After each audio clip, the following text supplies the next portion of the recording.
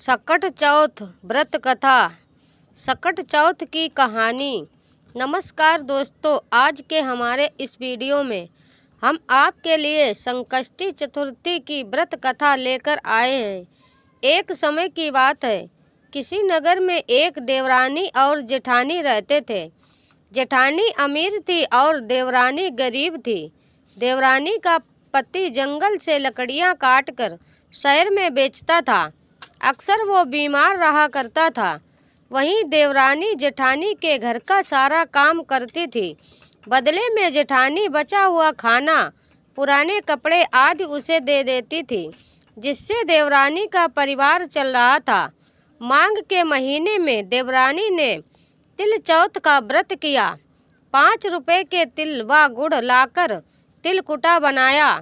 पूजा करके तिल चौथ की कथा सुनी और तिलकुटा छींके में रख दिया और सोचने लगी, चांद उगने पर तिलकुटे का भोग लगाकर ही कुछ खाऊंगी। कथा सुनकर वो अपनी जेठानी के घर चली गई। खाना बनाकर उसने जेठानी के बच्चों से कहा, खाना खा लो।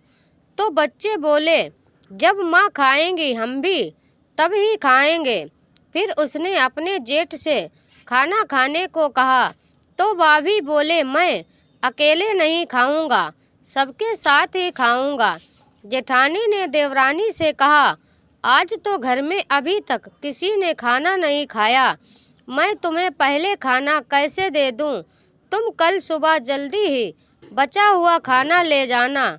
देवरानी के घर पति और बच्चे सभी आस लगाए बैठे थे कि आज तो त्योहार है, माँ आएंगी तो पकवान आदि खाने को मिलेंगे। परंतु जब बच्चों को पता चला कि आज तो सूखी रोटी भी नहीं नसीब होगी, तो बच्चे रोने लगे। उसके पति को बहुत गुस्सा आया। कहने लगा, सारा दिन काम करके 2 रोटी भी नहीं ला सकती तो काम करने का क्या फ़ायदा। ऐसा कहकर गुस्से में उसने अपनी पत्नी को कपड़ा धोने के डंडे से मारा। डंडा टूट गया तो उसने उसे पाटे से मारा। वो बेचारी गणेश जी महाराज को याद कर करती रोती पानी पीकर सो गई। उस दिन गणेश जी महाराज उसके सपने में आए और बोले, धोना मारा पटना मारा, सो रही है या जाग रही है? वो बोली, कुछ जाग रही हूँ, कुछ सो रही हूँ। तब गणेश जी बोले, मुझे भूख लगी है, कुछ खाने को दो। तब वह बोली, क्या दूँ? मेरे घर में तो अन्न का एक दाना भी नहीं है। थोड़ा सा पूजा का तिलकुटा छीके में पड़ा है, आप वो खा लें। तिलकुटा खाकर गणेश जी बोले, धोबना मारी पटना मारी, निपटाई लगी है, कहाँ निपटूं? वो बोली, ये पड़ा घर, जहाँ इच्छा हो निपट लो। फिर गणेश जी बोले, अब कहाँ पहुँचूं? तो वह गुस्से में बोली, कब से तंग कर रहे हो, मेरे सिर पर पोंछ लो। और कहा, पोंछोगे? सुबह जब उसकी नींद खुली तो वो हैरान रह गई। उसका पूरा घर हीरे मोतियों से जगमगा रहा था। उसके माथे पर हीरे मोती जगमगा रहे थे। उस दिन वो जेठानी के यहाँ काम करने नहीं गई। काफ़ी देर राह देखने के बाद जेठानी ने अपने बच्चों को चाची को बुलाने भेजा। उसने सोचा, कल खाना नहीं दिया इसीलिए देवरानी बुरा मान गई है। बच्चे बुलाने गए और बोले, चाचा चाची चलो, माँ ने बुलाया है, सारा काम पड़ा है। तब देवरानी बोली, बेटा बहुत दिन तुम्हारी माँ के काम कर लिया, अब तुम अपनी माँ को मेरे यहाँ काम करने भेज दो। बच्चों ने घर जाकर अपनी माँ को सारी बात बताई कि चाचा चाची का घर हीरे मोतियों से जगमगा रहा है।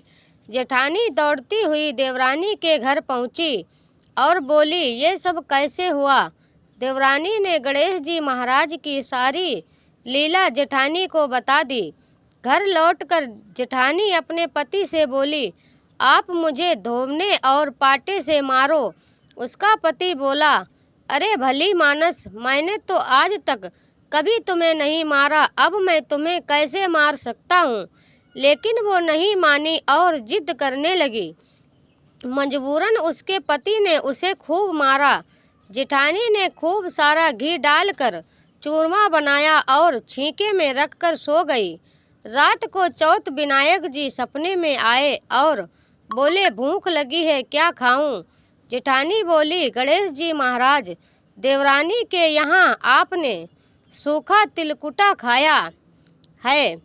मैंने तो मेवे और देसी घी डालकर चूरमा बनाया है, छींके में रखा है, खा लीजिए। अब गणेश जी बोले, कहाँ निपटूं? जेठानी बोली, उसके यहाँ तो टूटी फूटी झोपड़ी थी, मेरे यहाँ तो महल है, जहाँ चाहे निपट ले। अब गणेश जी पूछते हैं, अब इसे कहाँ पहुँचूं? जेठानी बोली, उसका तो गंदा सा माथा था, मेरे तो चमेली का तेल लगाया है, मेरे माथे पर पोंछ लो। धन की लोभी जेठानी सुबह जल्दी ये सोचकर उठी कि उसका घर हीरे मोतियों से जगमगा रहा होगा, लेकिन देखा तो पूरे घर में गंदगी फैली थी, तेज बदबू आ रही थी, उसके सिर पर भी गंदगी लगी थी। वो बोली, हे गणेश जी महाराज, ये आपने क्या किया? मुझसे रूठे और देवरानी पर टूटे। जेठानी ने सफाई करने की बहुत कोशिश करी, परंतु गंदगी और फैलती गई। जेठानी के पति को जब ये मालूम हुआ तो वो बहुत नाराज हुआ और बोला, तेरे पास सब कुछ था, फिर भी तेरा मन नहीं भरा, देख ये तेरे लालच का नतीजा है। परेशान होकर जेठानी गणेश जी महाराज से माफ़ी मांगने लगी।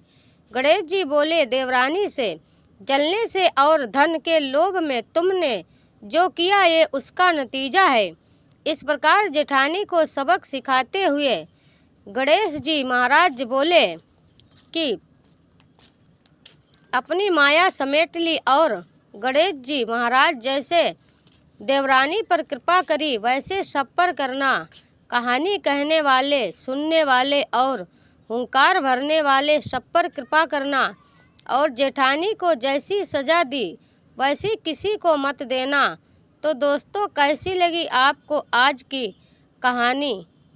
हमें कमेंट बॉक्स में लिखकर ज़रूर बताइए और साथ ही साथ हमारे इस चैनल को सब्सक्राइब ज़रूर करें।